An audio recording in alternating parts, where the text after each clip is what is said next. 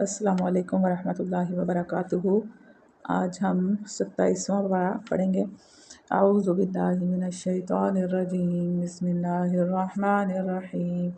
رب اشرح لی صدری ویسر لی امری واحلل عقدۃ من لسانی یفقہوا قولی واجعل لی وزیرا من اہلی اشدد بہ ازری واشرکہ فی امری کئی نسبحک کثیرا ونذکرک کثیرا انک کنت بنا بصیرا۔ بسم اللہ الرحمن الرحیم۔ والذاریات ذروا فالحاملات وقرا فالجاریات یسرا فالمقسمات امرا انما توعدون لصادق وان الدین لواقع۔ صدق اللہ العظیم۔ سورہ ذاریات سے شروع کریں گے آج ہم، اور 27واں پارہ انشاءاللہ تعالیٰ اس کے مضامین دیکھیں گے۔ اس میں سب سے پہلے جو آیات ہیں وہ ان میں قسم کھائی گئی ہے۔ قسم ہے ہواؤں کی جو گرد اڑانے والی ہیں، پھر پانی سے لدے ہوئے بادل اٹھانے والی، پھر سبک رفتاری کے ساتھ چلنے والی ہیں، پھر ایک بڑے کام یعنی بارش کی تقسیم کرنے والی ہیں۔ حق یہ ہے کہ جس چیز کا تمہیں خوف دلایا جا رہا ہے وہ سچی ہے اور جزائے اعمال ضرور پیش ہونی ہے۔ یعنی یہ قسمیں کھا کر کیا بات بتائی جا رہی ہے کہ جزائے اعمال پیش ہونی ہے۔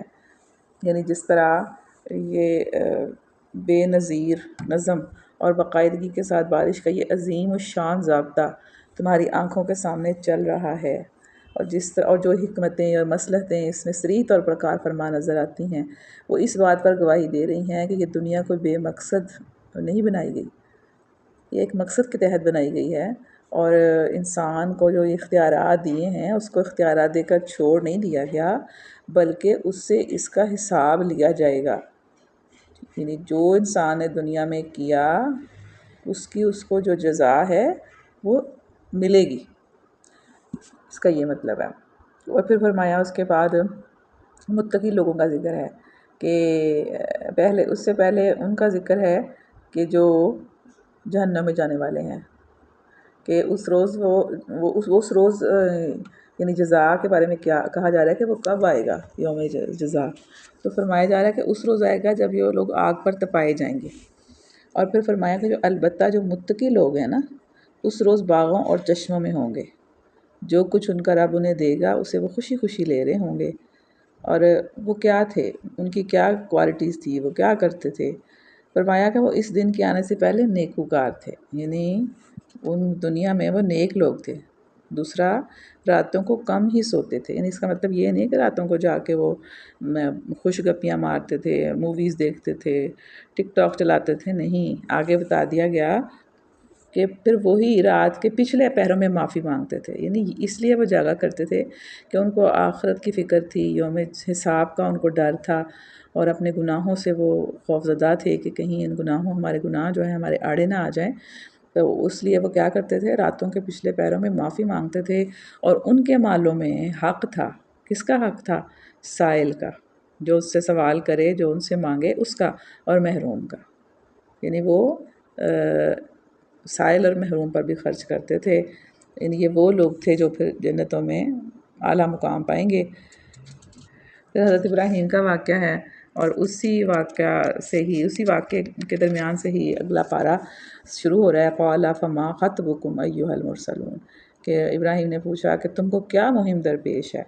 تو پھر یہ آگے جو ہے نا قوموں کے عذاب کا ذکر آ جاتا ہے، سلسلہ وار بتایا گیا ہے۔ یہ لوط علیہ السلام کی قوم پر عذاب کا ذکر ہے سب سے پہلے، کیونکہ وہی فرشتے جو حضرت ابراہیم کے پاس آئے تھے خوشخبری لے کر، وہی فرشتے حضرت لوط علیہ السلام کی قوم کی طرف عذاب لے کر گئے تھے، اور ان پر پکی ہوئی مٹی کے پتھر برسا دیے گئے تھے۔ اور اس کے بعد ہم نے اللہ فرماتے ہیں کہ بس ایک نشانی ان لوگوں کے لیے چھوڑ دی جو دردناک عذاب سے ڈرتے ہیں۔ پھر حضرت موسیٰ کی قوم یعنی فرعون کا ذکر ہے، فرعون کی قوم کا، کہ ان کو اللہ تعالیٰ نے کیسے سمندر میں پھینک دیا۔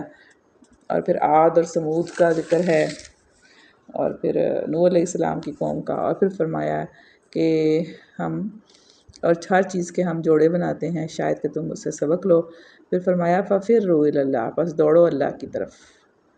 یعنی یہاں پر اللہ کی طرف دوڑنے کا کہا جا رہا ہے کہ ہم لوگ کس طرف دوڑتے ہیں. ہم ذرا غور کریں نا، کیا ہم اللہ کی طرف دوڑتے ہیں؟ ہم اللہ کی طرف تو گھسٹ کے بھی نہیں جا رہے ہوتے. ہمیں تو کوئی گھسیٹے تو ہم گھسٹ دیتے ہیں، ورنہ ہم دوڑتے نہیں ہیں. اور دنیا کی طرف ہم کس طرح دوڑتے ہیں؟ اس کے لیے ہمیں کوئی گھسیٹتا ہے؟ نہیں، ہم خود دوڑ دوڑ کے دنیا کی طرف جاتے ہیں. سیل لگی ہو نا کہیں تو کیسے ہم لوگ دوڑتے ہیں اس طرف. آن لائن اگر کرنی ہو شاپنگ تب بھی، اگر آن سائٹ کرنی ہو تب بھی، کیسے ہم دوڑتے ہیں. کیسے کیسے واقعات ان ایسی جگہوں پہ ہم نے سنے ہیں، دیکھے ہیں. گولیاں تک چل گئی ہیں، اتنا رش اور اتنا لوگ دوڑ دوڑ کے کھینچ کے غصے سے. تو اس میں ایک دوسرے سے کپڑے پہننے کے لیے بازی لے کے جاتے ہیں. تو اللہ تعالیٰ کیا فرماتے ہیں کہ اللہ کی طرف دوڑو، فَفِرُّوا إِلَى اللَّهِ، اللہ کی طرف دوڑو. اور پھر فرمایا ہے کہ اللہ تعالیٰ نے فرمایا وَمَا خَلَقْتُ الْجِنَّ وَالْإِنسَ إِلَّا لِيَعْبُدُونِ، کہ میں نے جن اور انسانوں کو اس کے سوا کسی کام کے لیے پیدا نہیں کیا ہے کہ وہ میری بندگی کریں. یعنی اللہ نے ان کو دوسروں کی بندگی کے لیے نہیں بلکہ اپنی بندگی کے لیے پیدا کیا ہے. میری بندگی تو ان کو اس لیے کرنی چاہیے، اللہ فرماتے ہیں کہ میں ان کا خالق ہوں. دوسرے جب کسی نے انہیں پیدا نہیں کیا تو اس کو کیا حق پہنچتا ہے کہ یہ اس کی بندگی کریں. اور اب یہ بھی سوال پیدا ہوتا ہے نا کہ اللہ تعالیٰ صرف جنوں اور انسانوں ہی کا خالق تو نہیں ہے نا، بلکہ سارے جہان اور اس کی ہر چیز کا خالق ہے. پھر یہاں صرف جنوں اور انسانوں ہی کا متعلق کیوں فرمایا گیا کہ میں نے ان کو اپنے سوا کسی کی بندگی کے لیے پیدا نہیں کیا، حالانکہ مخلوقات کا ذرہ ذرہ تو اللہ ہی کی بندگی کے لیے ہے. تو اس کا جواب یہ ہے کہ زمین پر صرف جن اور انسان ایسی مخلوق ہیں جن کو یہ آزادی بخشی گئی ہے کہ وہ اپنے دائرۂ اختیار میں اللہ تعالیٰ کی بندگی کرنا چاہیں تو کریں، ورنہ وہ بندگی سے منہ بھی موڑ سکتے ہیں اور اللہ کے سوا دوسروں کی بندگی بھی کر سکتے ہیں. دوسری جتنی بھی مخلوقات اس دنیا میں ہیں نا، وہ اس طرح کی کوئی بھی آزادی نہیں رکھتی. ان کے لیے کوئی دائرۂ اختیار نہیں ہے کہ وہ اللہ کی بندگی کریں یا نہ کریں. یہ صرف جن اور انسانوں ہی کے متعلق ہے کیونکہ ان کو اختیارات دیے گئے ہیں. اب جس کا اختیار ہے وہی اسی سے پوچھ ہوگی نا، یا اسی کے بارے میں خاص طور پہ کہا جائے گا نا کہ پیدا ہی اس لیے کیا ہے کہ وہ میری بندگی کریں. اور بندگی کا مفہوم تو ہم پہلے بھی پڑھ چکے ہیں کہ اللہ تعالیٰ کی اطاعت ہے، اس کی فرما برداری ہے، اس کے حکم کو بجا لانا ہے، اس کے اوامر کو اختیار کرنا اور نواہی کو چھوڑ دینا ہے. اور پھر فرمایا کہ میں ان سے کوئی رزق نہیں چاہتا اور نہ یہ چاہتا ہوں کہ وہ مجھے کھلائیں. یعنی اللہ کی بندگی کیوں کرنی ہے ہم نے، انسانوں نے کیوں کرنی ہے؟ کیا اللہ تعالیٰ کو اس کا کوئی فائدہ ہے؟ کیا ایسا تو نہیں ہے نا کہ اللہ تعالیٰ کی خدائی چلے گی نہیں. یعنی اگر انسان اور جن اس کی عبادت نہ کریں گے تو اس کی خدائی نہیں چلے گی، ایسا تو نہیں ہے. تو اگر انسان بندگی کرے گا تو اس کا کیا ہے؟ اس کا اپنا ہی فائدہ ہے. اگر نہیں کرے گا تو اس کا نقصان ہے. اور پھر یہ جو فکرہ ہے نا کہ میں ان سے رزق نہیں چاہتا اور نہ یہ چاہتا ہوں کہ وہ مجھے کھلائیں، اس میں ایک بڑا لطیف سا ایک باریک سی بات ہے کہ جو خدا سے پھرے ہوئے لوگ ہیں نا دنیا میں، وہ جن کی بندگی کرتے ہیں نا، وہ سب اپنے ان بندوں کے محتاج ہیں. ٹھیک ہے نا؟ یعنی اصل میں بندہ محتاج ہوتا ہے اپنے مالک کا، اپنے آقا کا. لیکن یہاں پر کیا ہے، جو اللہ کو چھوڑ کر دوسرے جن کی بندگی کر رہے ہیں نا، وہ سب اپنے بندوں کے محتاج ہیں. یہ ان کی خدائی نہ چلائیں تو ایک دن بھی نہ چلے. وہ ان کے رازق نہیں بلکہ الٹے یہ ان کو رزق پہنچاتے ہیں. وہ ان کو نہیں کھلاتے بلکہ الٹے یہ ان کو کھلاتے ہیں. اور یہ ان کی جان کے محافظ نہیں بلکہ الٹے یہ ان کی جانوں کے محافظ ہیں. یعنی جس نے آقا کا، مالک کا کام یہ ہے کہ اپنے بندے کی حفاظت کرے، رزق پہنچائے، ان کی جو ضروریات ہیں وہ پوری کرے. لیکن الٹ حساب ہے جو اللہ تعالیٰ کے ساتھ شریک ٹھہراتے ہیں. ان کو شریکوں کو ہی جا کے کھانے کھلا رہے ہوتے ہیں، پھر چڑھا رہے ہوتے ہیں، ان کی حفاظت کر رہے ہوتے ہیں. تو یہ کیسے پھر معبود ہیں؟ پھر اس کے بعد سورۃ طور ہے. اس میں شروع میں ہی بتایا گیا کہ آخرت کا جو عذاب ہے، رب کا جو عذاب ہے، وہ ضرور واقع ہونے والا ہے اور اسے کوئی دفع کرنے والا نہیں ہے. یعنی یہ کوئی نہ سوچے یا کسی کے ذہن میں یہ بات نہ آئے کہ کوئی اس عذاب کو جو اللہ کا واقع ہونے والا ہے کوئی روک سکتا ہے. کوئی بھی نہیں روک سکتا. یعنی رب کے عذاب سے مراد آخرت ہے، کیونکہ انکار کرنے والوں کے لیے اس کا آنا عذاب ہی ہے. اس کا مطلب ہے آخرت جس کی آگے اور جو گناہ گار ہے تو اس کا وہ عذاب ہے. پھر جنتیوں کی بڑا پیاری منظر کشی کی گئی ہے. ان کا ذکر کیا گیا ہے کہ متقی لوگ وہاں باغوں اور نعمتوں میں ہوں گے، لطف لے رہے ہوں گے ان چیزوں کا جو ان کے رب انہیں دے گا، اور ان کا رب انہیں دوزخ کے عذاب سے بچا لے گا. اور ان سے کہا جائے گا کہ کھاؤ اور پیو مزے سے اپنے ان اعمال کے صلے میں جو تم کرتے رہے ہو، اور آمنے سامنے بچھے ہوئے تختوں پر تکیہ لگائے بیٹھے ہوں گے، اور ہم خوبصورت آنکھوں والی حوریں ان سے بیاہ دیں گے۔ جو لوگ ایمان لائے ہیں ان کی اولاد کو بھی کسی درجہ ایمان میں ان کے نقش قدم پر چلی ہے، ان کی اس اولاد کو بھی ہم جنت میں ان کے ساتھ ملوا دیں گے۔ یہ کتنا بڑا یعنی نا ایک تسلی والی اور خوشی والی بات ہے کہ ایمان والے جو لوگ ہوں گے اگر ان کی اولادیں بھی اس راستے پہ چلی ہوں گی تو اللہ تعالیٰ ان کو وہاں پہ ملا دیں گے اور ان کے عمل میں کوئی گھاٹا نہ دیں گے۔ یہ ہر شخص، پھر فرمایا کہ ہر شخص اپنے کسب کے عوض رہن ہے، یعنی مطلب یہ ہے کہ انسان جو کام کرتا ہے نا وہ اس کی وجہ سے پھر اس جزا یا سزا کا حقدار ہے، یعنی مطلب کسب کے عوض رہن ہے، اپنے کسب کے بدلے ہی ہے وہ جو بھی ہے، جو کام کرے گا اسی طرح کا وہ بدلہ پالے گا۔ یعنی جس طرح کوئی شخص قرض ادا کیے بغیر رہن نہیں چھڑا سکتا، اس طرح کوئی شخص فرض ادا کیے بغیر اپنے آپ کو اللہ کے مواخذے سے نہیں بچا سکتا۔ اولاد اگر خود نیک نہیں ہے تو باپ دادا کی نیکی اس کا فق رہن نہیں کرا سکتی، یعنی نہیں ہو سکتا کہ اولاد جو ہے وہ غلط راستے پہ ہو تو باپ دادا اس کو چھڑا لیں گے، نہیں، جس نے نیکی کرنی ہے اسی نے اجر پانا ہے۔ پھر ذکر ہے کہ ان کو جنتیوں کو پھل دیا جائے گا، گوشت دیا جائے گا، ہر چیز جو وہ مانگیں گے ان کو دی جائیں گی، شراب لپک لپک کے پی رہے ہوں گے، سبحان اللہ۔ پھر خدمت کے لیے لڑکے دوڑتے پھر رہے ہوں گے، اور پھر وہ ایک دوسرے سے پوچھیں گے کہ دنیا سے میں گزرے ہوئے جو حالات ہوں گے وہ ان سے پوچھیں گے تو وہ کہیں گے کہ ہم پہلے اپنے گھر والوں میں ڈرتے ہوئے زندگی بسر کرتے تھے۔ یعنی وہ ڈرتے کس سے تھے؟ کیا لوگوں سے ڈر کے زندگی بسر کر رہے تھے؟ نہیں، بلکہ اللہ تعالیٰ سے ڈر کے۔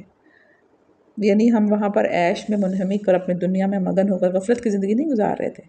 یعنی دیکھیں جو ڈرتا نہیں ہے نا تو وہ غفلت میں زندگی گزارتا ہے، جس کو کسی کا خوف ہی نہیں ہے، جس کو کسی کا ڈر ہی نہیں ہے تو وہ اس کی زندگی کیسی ہے؟ بھلاوے میں ڈلی ہوئی زندگی ہے اس کی۔ اس کا پھر جو جی چاہتا ہے وہ کرتا ہے، جو دل چاہتا ہے وہ یعنی کہ اس کو کسی کا ڈر نہیں ہوتا نا۔ تو کہا ہے کہ ہم گھر والوں میں ڈرتے ہوئے زندگی بسر کرتے تھے، آخر کار اس کا نتیجہ کیا ہے؟ اللہ نے ہم پر فضل فرمایا اور ہمیں جھلسا دینے والی ہوا کے عذاب سے بچا لیا، اور ہم اپنے پچھلی زندگی میں اسی سے دعائیں مانگتے تھے۔ وہ واقعی بڑا ہی محسن اور رحیم ہے۔ پھر نبی صلی اللہ علیہ وآلہ وسلم سے فرمایا جا رہا ہے کہ اپنے رب کا فیصلہ آنے تک صبر کرو، تم ہماری نگاہ میں ہو، تم جب اٹھو تو اپنے رب کی حمد کے ساتھ اس کی تسبیح کرو، رات کو بھی اس کی تسبیح کرو، اور ستارے جب پلٹتے ہیں اس وقت بھی اس کی تسبیح کرو۔ اچھا، یہاں پر جو فرمایا جا رہا ہے نا کہ تم تسبیح کرو، یعنی تم جب نماز کے لیے کھڑے ہو تو اللہ کی حمد و تسبیح سے اس کا آغاز کرو، اس کا یہ مطلب ہے۔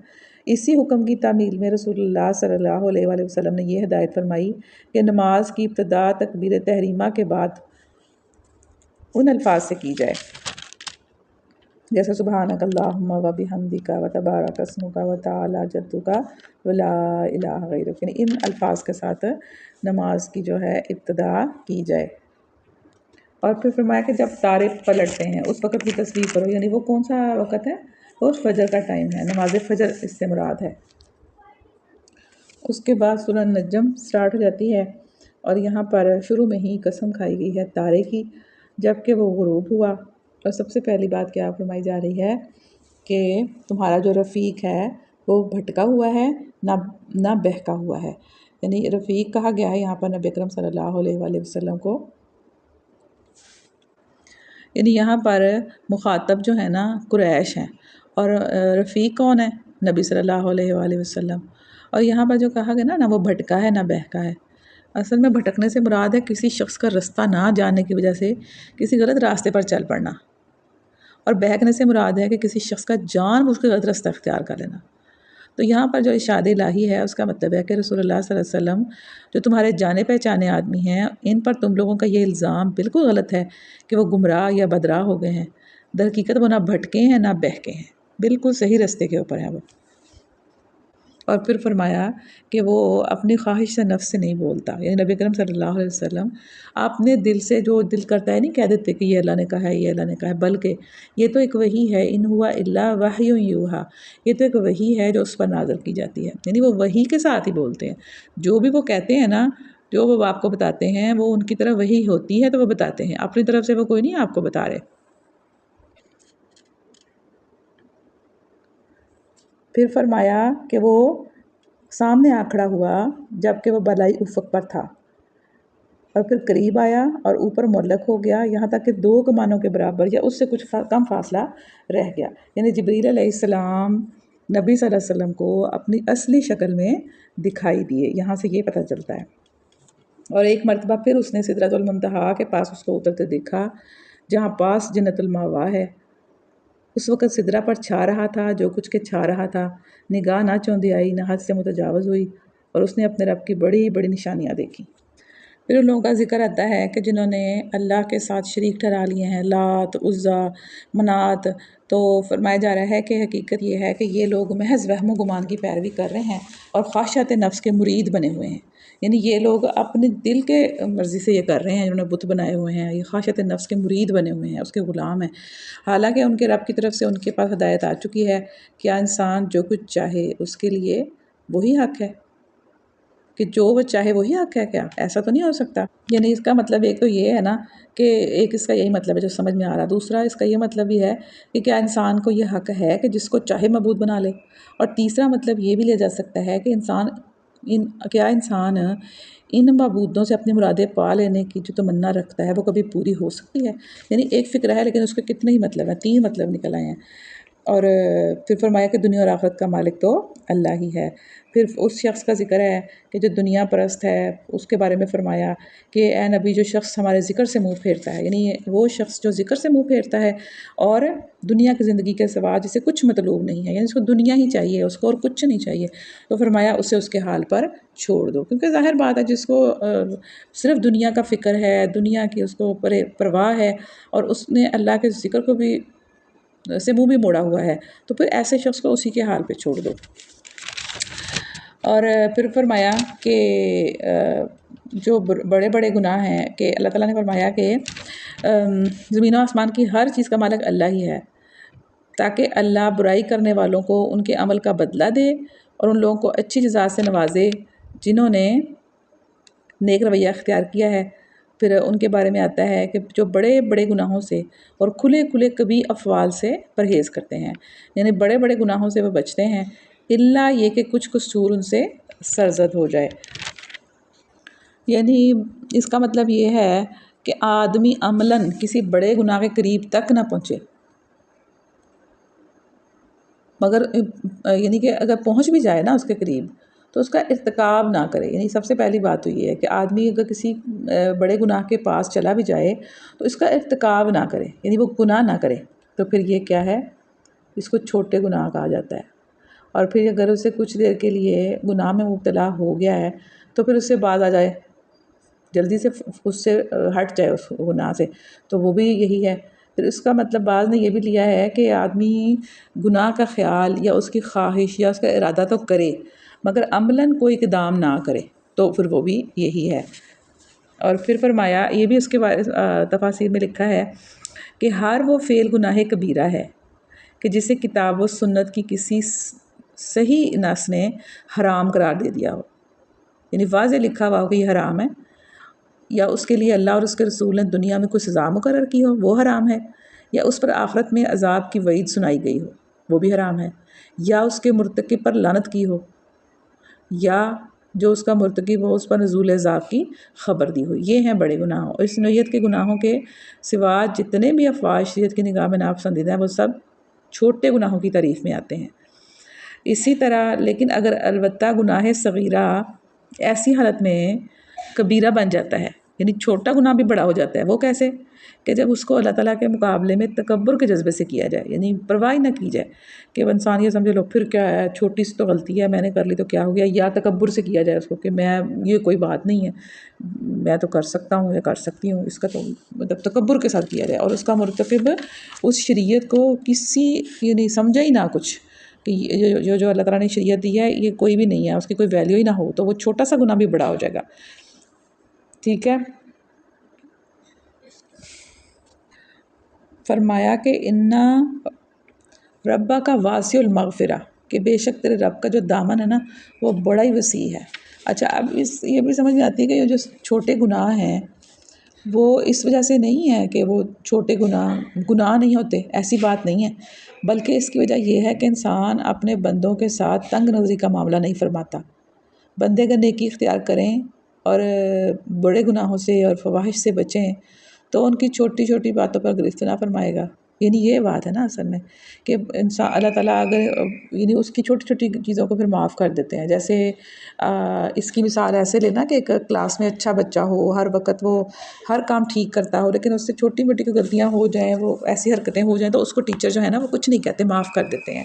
اس طرح گھر میں بھی ہوتا ہے، بچوں کے ساتھ بھی ہم اس طرح کا معاملہ کرتے ہیں کہ جو بچے بہت ہمارے اچھے بچے ہوتے ہیں، فرما بردار ہوتے ہیں، ان سے چھوٹی موٹی کوئی غلطی ہو بھی جائے تو اس کو نہیں کیا جاتا انڈر ایسٹیمیٹ۔ اس طرح پھر دوسرے بچے کہتے ہیں ہاں جی وہ تو جو بھی کر لے اس کی بات کو تو کوئی کچھ کہتا ہی نہیں ہے۔ اس کی وجہ ہوتی ہے نا، اس کی وجہ یہی ہوتی ہے کہ وہ جو بچہ ہوتا ہے نا ویسے بڑا فرما بردار ہوتا ہے عام، لیکن کبھی کبھی اس سے کچھ ہو جاتا ہے تو پھر اس سے والدین جو ہے باز پرس نہیں کرتے۔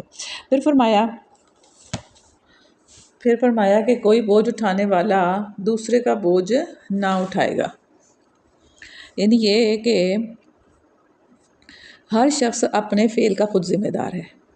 دوسرا یہ کہ ایک شخص کے فعل کی یا کام کی ذمہ داری دوسرے پر نہیں ڈالی جا سکتی، الا یہ کہ اس کام یا اس فعل کے صادر ہونے میں اس کا اپنا حصہ ہو، کوئی حصہ ہو، ٹھیک ہے، ورنہ جس نے وہ کیا ہے اسی کی وہ ذمہ داری ہے۔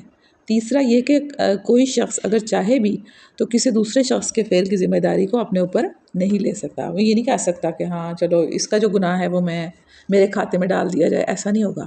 اس نے جو غلط حرکت کی ہے وہ میرے کھاتے میں ڈال دیا جائے، ایسا نہیں ہو سکتا۔ اور نہ ہی اصلی مجرم کو اس بنا پر چھوڑا جا سکتا ہے کہ کوئی اس کی جگہ سزا بھگتنے کے لیے اپنے آپ کو پیش کر رہا ہے۔ اور پھر فرمایا کہ ہاں یہ کہ انسان کے لیے کچھ نہیں ہے مگر وہ جس کی اس نے صحیح کی، یعنی جس کی اس نے کوشش کی اس کے لیے وہی کچھ ہے۔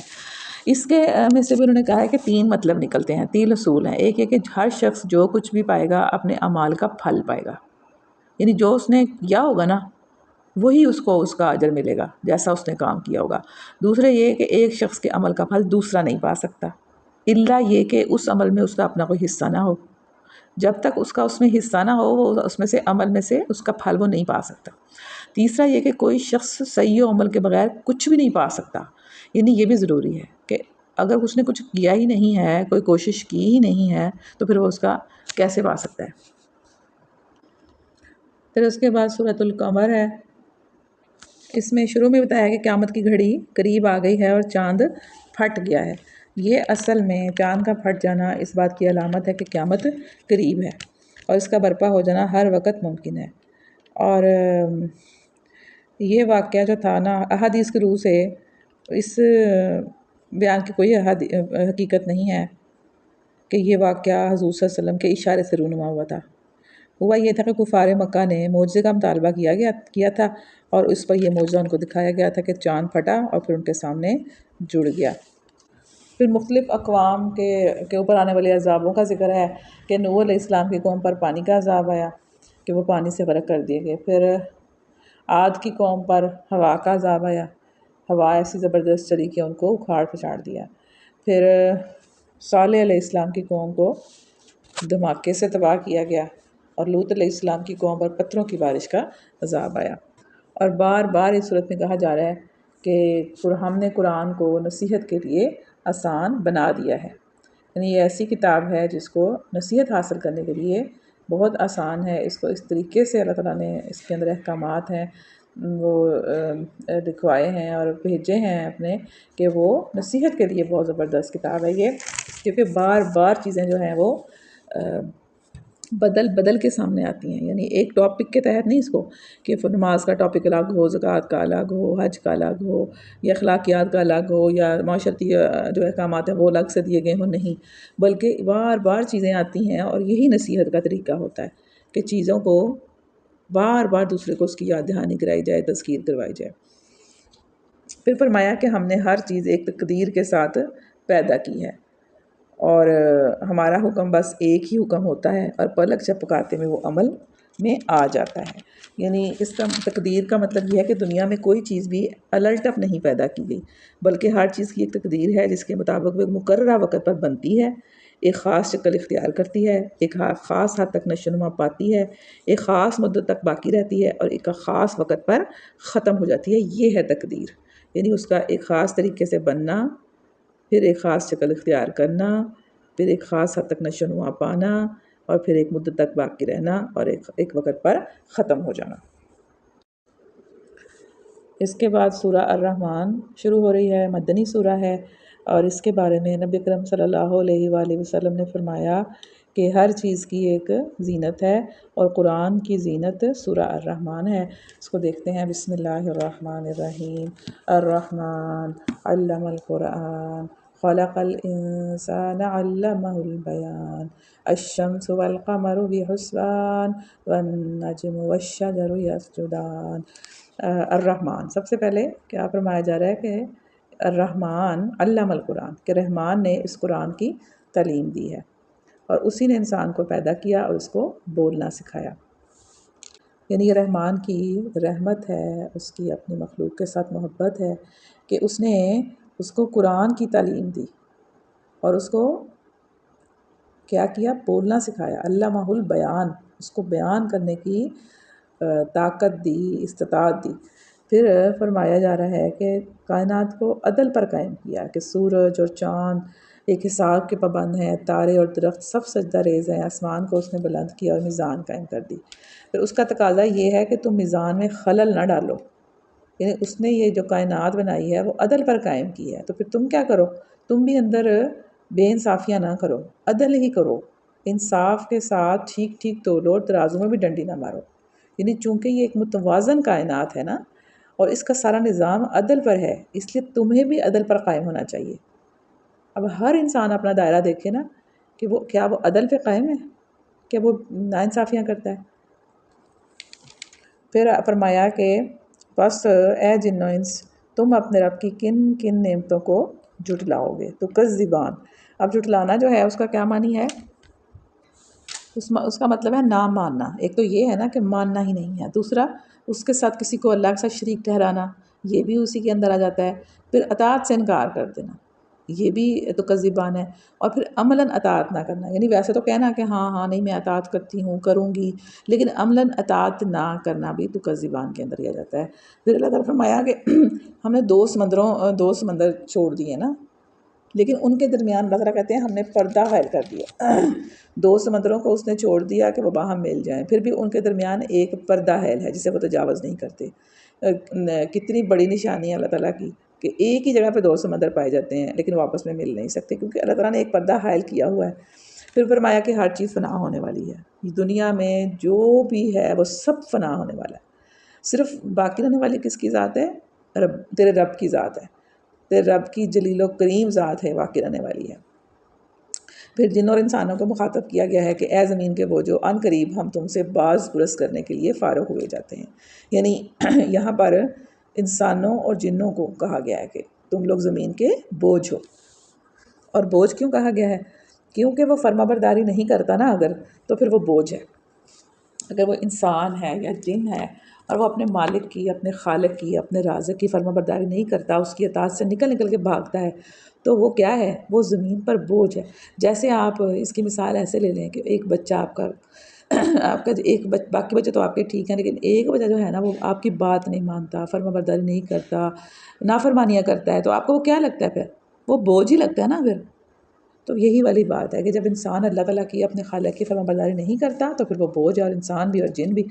اور پھر فرمایا کہ جو شخص اپنے رب کے سامنے پیش ہونے کا خوف رکھتا ہے نا، دنیا میں وہ اس طرح رہتا ہے کہ اسے اس بات کا ڈر ہوتا ہے کہ میرے اعمال جو ہے نا اللہ تعالیٰ نے میرے سامنے لے آنے ہیں اور مجھے سزا ملے گی اور اللہ تعالیٰ مجھ سے ناراض ہوگا۔ تو اس کے لیے کیا ہے؟ اس کے لیے دو باغ ہیں۔ فرمایا کہ وَلِمَنْ خَافَ مَقَامَ رَبِّهِ جَنَّتان، کہ جس نے اپنے رب کے سامنے کھڑے ہونے کا خوف کیا، جس کو اس بات ڈر تھا کہ میں اللہ کے سامنے کس منہ کے ساتھ جاؤں گا، کیا جواب دوں گا اپنے کاموں کا، تو اس کے لیے کیا ہے؟ اس کے لیے دو باغ ہیں۔ سبحان اللہ۔ اور پھر جنتیوں کا منظر پیش کیا گیا ہے کہ جنتی لوگ فرشوں پر تکیے لگا کے بیٹھیں گے، جن کے استر دبیز ریشم کے ہوں گے، اور باغوں کی ڈالیاں پھلوں سے جھکی پڑ رہی ہوں گی۔ اپنے رب کی کن کن انعامات کو تم جھٹلاؤ گے؟ پھر ان نعمتوں کے درمیان شرمیلی نگاہوں والیاں ہوں گی جنہیں ان جنتیوں سے پہلے کسی انسان یا جن نے نہ چھوا ہوگا۔ اور پھر فرمایا کہ نیکی کا بدلہ نیکی کے سوا کیا ہو سکتا ہے، حل جزاء الاحسان الا الاحسان، یعنی اگر نیکی کرے گا انسان تو اللہ تعالیٰ اس کا بدلہ بھی نیکی کی صورت میں اس کو دے گا۔ اس کے بعد سورۃ الواقعہ شروع ہو جاتی ہے۔ اس میں قیامت کا جو نقشہ ہے وہ کھینچا گیا ہے کہ جب وہ ہونے والا واقعہ پیش آ جائے گا اور اس کو کہا گیا کہ وہ تہو بالا کر دینے والی آفت ہوگی، زمین اس وقت یکبارگی ہلا ڈالی جائے گی اور پہاڑ ریزہ ریزہ ہو جائیں گے۔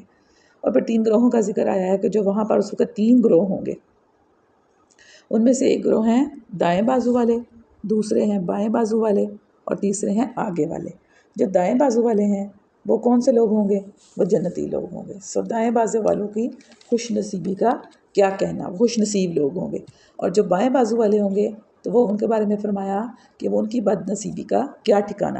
اور جو آگے والے ہیں نا، تو آگے والے ہیں وہ مقرب لوگ ہیں، یعنی اولئک المقربون والسابقون السابقون، ان کو کیا کہا ہے؟ سبقت لے جانے والے، آگے بڑھنے والے، یعنی یہ وہ لوگ ہیں کہ جو نیکیوں میں بھی آگے آگے تھے، ٹھیک ہے، اور وہ لوگ بھی ہیں کہ جو پہلے سب سے پہلے ایمان لے کر آئے، وہ لوگ بھی ہیں، اور وہ بھی ہیں جو ہر لوگوں میں سے نیکیاں کرنے میں بھاگ بھاگ کے نیکیاں کرتے ہیں، ان کو موقع ملتا ہے تو وہ اس طرف بھاگتے ہیں نیکیوں کے موقع میں۔ اور فرمایا کہ یہی لوگ کون ہیں؟ مقرب ہیں، پھر ان کے لیے کیا ہے؟ جنتیں ہیں، اور بہت پیاری منظر کشی کی گئی ہے اس کی، اگر اس کا پورا آپ ترجمہ پڑھیں تو بہت آپ کو مزہ آئے گا۔ اور پھر دائیں بازو والوں کے بارے میں کہا جا رہا ہے کہ ان کی خوش نصیبی کا کیا کہنا، ان کے لیے بھی بہت پیاری نعمتیں ہوں گی۔ اور پھر بائیں بازو والوں کا، بائیں بازو والے جو ہیں نا وہ لو کی لپٹ میں ہوں گے، کھولتے ہوئے پانی اور کالے دھوئیں کے سائے میں ہوں گے، جو نہ ٹھنڈا ہوگا نہ آرام دہ ہوگا۔ پھر فرمایا ہے کہ فسبح باسم ربک العظیم فلا اقسم بمواقع النجوم وانہ لقسم لو تعلمون عظیم انہ لقرآن کریم، یعنی کیا کہا گیا ہے کہ اگر تم سمجھو، قسم کھائی تاروں کی، اور کہا کہ اگر تم سمجھو گے تو بہت بڑی قسم ہے کہ انہ لقرآن کریم، کہ بے شک وہ قرآن کریم جو ہے نا وہ بہت بلند پایا کتاب ہے، فی کتاب مکنون، ایک ایسی کتاب ہے جو محفوظ کتاب میں ثبت ہے، اس کو مطہرین کے سوا کوئی نہیں چھو سکتا۔ یعنی وہ کہتے تھے کہ نبی صلی اللہ علیہ وسلم کے پاس کوئی یعنی کوئی شیطان لے کر آتا ہے یا کوئی جن لے کر آتا ہے یہ کلام، تو فرمایا کہ اس کو تو مطہرین کے سوا کوئی چھو ہی نہیں سکتا۔ اور وہ کون لوگ ہیں مطہرین؟ وہ فرشتے ہیں، یعنی فرشتوں کے علاوہ اس کلام کو جو اللہ کے پاس موجود ہے کوئی نہیں ہاتھ لگا سکتا، یہ رب العالمین کا نازل کردہ کلام ہے۔ اور پھر آخر میں فرمایا کہ جب تم اپنے کسی مرنے والے کو دیکھ رہے ہوتے ہو تو وہ اس کی جان حلق تک پہنچ جاتی ہے، تو اس وقت تم اس کی جان کو واپس لا سکتے ہو؟ نہیں لا سکتے۔ تو پھر فرمایا کہ جب مرنے والا اگر مقربین میں سے ہو تو اس کے لیے کیا ہے؟ راحت ہے، عمدہ رزق ہے، نعمت بری جنت ہے، اللہ ہمیں ان لوگوں میں شامل فرما دے۔ اور اگر اصحاب یمین میں سے ہو، یعنی دائیں بازو والوں میں سے ہو، تو اس کا استقبال سلام سے ہوتا ہے، اور اگر وہ جھٹلانے والوں میں سے ہو تو اس کے توازے کے لیے کھولتا ہوا پانی ہے اور جہنم میں جھونکا جانا ہے۔ اور پھر آخر میں فرمایا کہ پس اے نبی صلی اللہ علیہ وآلہ وسلم تسبیح کریں، اپنے رب عظیم کے نام کی تسبیح کریں۔ اور اس میں انہوں نے اس کی تفسیر میں لکھا ہے کہ اسی ہدایت کے مطابق نبی صلی اللہ علیہ وسلم نے حکم دیا کہ رکوع میں سبحان ربی العظیم کہا جائے۔ پھر سورہ حدید شروع ہو جاتی ہے، اور اس میں فرمایا گیا ہے کہ اللہ کی تسبیح کی ہے، یعنی پیچھے صورت ختم ہے یا تسبیح کرنے کا حکم سے، یہاں ساتھ ہی فرمایا کہ اللہ کی تسبیح کی ہے ہر اس چیز نے جو زمین اور آسمان میں ہے، اور وہ زبردست اور دانا ہے۔ پھر اللہ کی راہ میں مال خرچ کرنے کا کہا جا رہا ہے کہ ایمان لاؤ اور اللہ اور اس کے رسول پر، اور خرچ کرو ان چیزوں میں سے جن پر اس نے تم کو خلیفہ بنایا ہے۔ اور پھر فرمایا کہ جو لوگ تم میں سے ایمان لائیں گے اور مال خرچ کریں گے ان کے لیے بڑا اجر ہے، یعنی اللہ کی راہ میں مال خرچ کرنے کا حکم دیا جا رہا ہے۔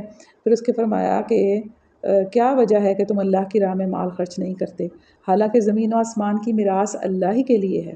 تم میں سے جو لوگ فتح کے بعد خرچ اور جہاد کریں گے وہ کبھی ان لوگوں کے برابر نہیں ہو سکتے جنہوں نے فتح سے پہلے خرچ اور جہاد کیا، ان کا درجہ بعد میں خرچ اور جہاد کرنے والوں سے بڑھ کر ہے، اگرچہ اللہ نے دونوں ہی سے اچھے وعدے فرمائے ہیں۔ اور پھر فرمایا کہ کون ہے جو اللہ کو قرض دے، اچھا قرض، قرض حسنہ، تاکہ اللہ اسے کئی گنا بڑھا کر واپس کرے اور اس کے لیے بہترین اجر ہے۔ یعنی اللہ تعالیٰ کی راہ میں خرچ کرنے کو اللہ تعالیٰ اپنے اوپر قرض سمجھتے ہیں کہ پھر اس کو اللہ تعالیٰ بڑھا چڑھا کر واپس کرے گا اس دن۔ پھر ان لوگوں کا ذکر آ رہا ہے کہ جو نور کے مستحق لوگ ہوں گے قیامت کے دن، جن کو روشنی ملے گی، نور ملے گا۔ حالانکہ قیامت کے دن بہت سخت اندھیرا ہوگا، ہاتھ کو ہاتھ دکھائی نہیں دے گا، لیکن اس دن کچھ لوگ ہوں گے قسمت والے ہوں گے، اللہ ہمیں بھی ان لوگوں میں شامل کر دے کہ جن کا نور جو ہوگا نا ان کے آگے آگے اور ان کے دائیں اور ان کے بائیں دوڑ رہا ہوگا۔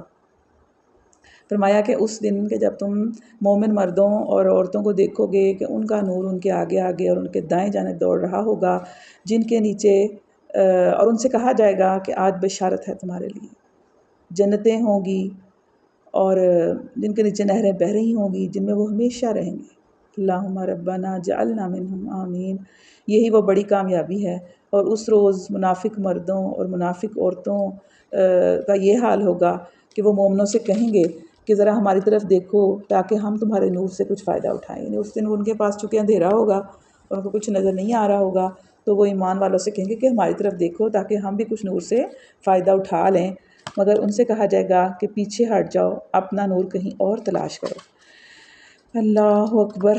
پھر ان کے درمیان ایک دیوار حائل کر دی جائے گی جس میں ایک دروازہ ہوگا، اس دروازے کے اندر رحمت ہوگی اور باہر عذاب ہوگا۔ اور پھر پوچھا جا رہا ہے ایمان والوں سے کہ لوگوں سے پوچھا جا رہا ہے کہ کیا ایمان والوں کے لیے ابھی وہ وقت نہیں آیا؟ ایمان والوں سے پوچھا جا رہا ہے کہ ان کے دل اللہ کے ذکر سے پگھلیں اور اس کے نازل کردہ حق کے آگے جھکیں۔ یعنی وہ ایمان والے ہیں جو ایمان کا اقرار کر کے رسول صلی اللہ علیہ وسلم کے ماننے والوں میں شامل تو ہو گئے ہیں، اس کے باوجود اسلام کے درد سے ان کا دل خالی ہے۔ یہ ان لوگوں سے کہا جا رہا ہے۔ یعنی وہ کہتے تو ہیں کہ ہم ایمان لائے ہیں، ہم اللہ اور اس کے رسول کو مانتے ہیں، لیکن اصل میں ان کے جو دل ہیں نا ابھی ایسے نہیں ہیں کہ جب اللہ کا ذکر ان کے سامنے کیا جائے تو ان کا جو دل ہے وہ پگھل جائے، اور پھر یہ کہ جب اس کا حق سامنے آ جائے، اللہ تعالیٰ کا پتہ چل جائے کہ یہ حق ہے، اسی کو ماننا ہے، تو ان کے دل آگے جھک جائیں۔ یعنی وہ ایسے نہیں ہیں ابھی تک۔ تو اللہ پوچھ رہے ہیں کہ کیا ابھی وہ وقت آیا نہیں ہے کہ تم لوگوں کے دل اس طرح ہو جائیں کہ جب اس کی آیات تم سنو، جب اس کا قرآن سنو تو پھر تمہارے دل نرم ہو جائیں، اور تم جب اللہ تعالیٰ کی واضح احکامات جان لو، حق تمہارے سامنے آ جائے تو پھر تم اس حق کے آگے جھکو نا۔ ابھی تک تم یعنی اس طرح کے کیوں نہیں ہوئے ابھی تک؟ پھر ان لوگوں کا اجر جن لوگوں نے اللہ کی راہ میں صدقات خیرات دیے ہیں، خرچ کیا ہے، ان کے بارے میں فرمایا کہ ان کو اللہ کئی گنا بڑھا چڑھا کر دیا جائے گا اور ان کے لیے بہترین اجر ہے۔ اور جو لوگ اللہ اور اس کے رسولوں پر ایمان لائے ہیں وہی اپنے رب کے نزدیک صدیق ہیں اور شہید ہیں، ان کے لیے ان کا اجر اور ان کا نور ہے۔ اور جن لوگوں نے کفر کیا ہے، وہ ہماری آیات کو جھٹلایا ہے، وہ دوزخی ہیں۔ پھر دنیا کی مثال دی گئی ہے کہ دنیا کی زندگی کچھ نہیں ہے، ایک کھیل ہے اور دل لگی ہے اور ظاہری ٹیپ ٹاپ ہے، اور تمہارا آپس میں ایک دوسرے پر فخر جتانا اور مار اور رات میں ایک دوسرے سے بڑھ جانے کی کوشش کرنا، یہ ہے زندگی۔ اور پھر فرمایا کہ یہ دنیا کی زندگی ایک دھوکے کے سوا کچھ نہیں ہے۔ دوڑو اور ایک دوسرے سے آگے بڑھنے کی کوشش کرو اور اپنے رب کی مغفرت اور اس جنت کی طرف جس کی وسعت آسمان اور زمین جیسی ہے۔ یعنی اگر کسی اس دنیا کی جو دوڑ میں ہم پڑے ہیں نا، تو یہ کہا جا رہا ہے کہ اس دنیا کے پیچھے نہ پڑو، اس دنیا میں آگے بڑھنے، اس دنیا میں اسٹیٹس پانے، اس دنیا میں نام پیدا کرنے کے بجائے کیا کرو، کس کی طرف دوڑو، کس کی طرف سبقت کرو، کس کی طرف تمہاری ریس ہو، کس کی طرف تمہارا مقابلہ ہو، اپنے رب کی مغفرت اور اس جنت کی طرف، اس کے لیے کوشش کرو، اس کے لیے اپنی کوششیں لگاؤ۔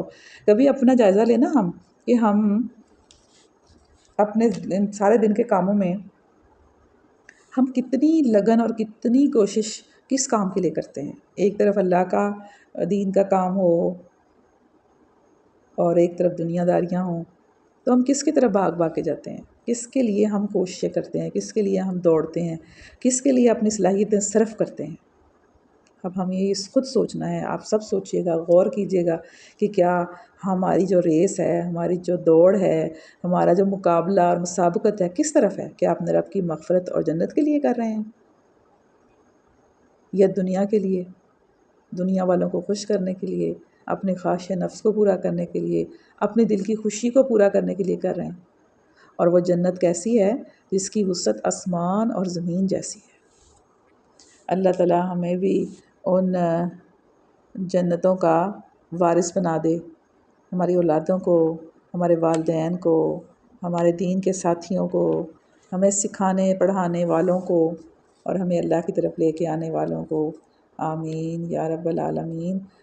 سبحان ربک رب العزت عما یصفون وسلام علی المرسلین والحمد للہ رب العالمین۔ السلام علیکم ورحمۃ اللہ وبرکاتہ۔